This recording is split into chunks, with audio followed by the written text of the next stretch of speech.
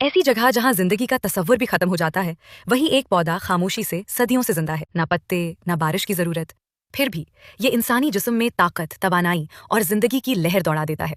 ये कोई आम जड़ी बूटी नहीं, ये है सिस्टांचे डेजर्टिकुला, सहरा का वो राज जिसे दुनिया डेजर्ट जिनसेंग के नाम से जानती है। सिस्टांचे डेजर्टिकुला एक पेरेनियल पैरासिटिक प्लांट है, जिसकी असल ताकत जमीन के नीचे छुपी होती है।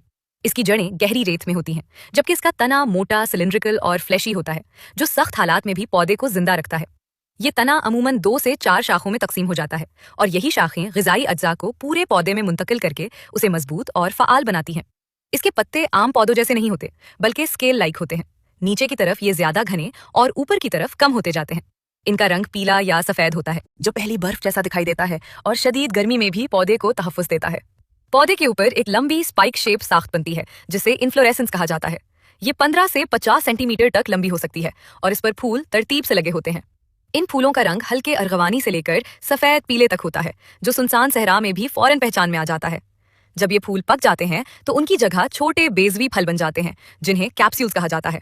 पकने के बाद ये कैप्सूल्स खुद ब खुद खुल जाते हैं और नन्हे बेज रेत में बिखर जाते हैं, जो नई जिंदगी की शुरुआत बनते हैं।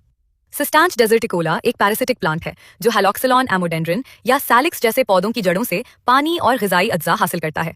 यही वजह है कि ये पौधा बगैर आम जड़ों के भी सख्त तरीन सहराई माहौल में जिंदा रहता है। ये अपना पानी अपने मोटे और फ्लैशी स्टेम में महफूज रखता है, और इसी जखीरे की बदौलत अपनी फिजियोलॉजिकल एक्टिविटीज जारी रखता है। इस पौधे को हार्वेस्ट करने का बेहतरीन वक्त वो होता है जब इस पर फूल आना शुरू हों, लेकिन अभी बीज ना बने हों।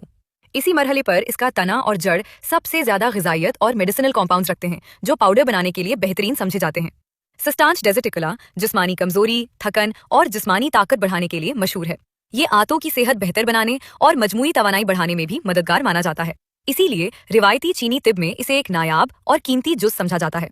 आज के दौर में इसकी आर्टिफिशियल कल्टीवेशन ना सिर्फ कुदरती ज़खायर को बचाने में मदद दे रही है, बल्कि मकामी मईशत के लिए आमदनी का जरिया भी बन रही है।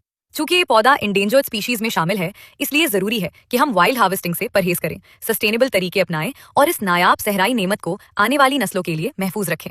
ये पौधा सिर्फ एक जड़ी बूटी नहीं, बल्कि सहरा की खामोश ताकत की अलामत है।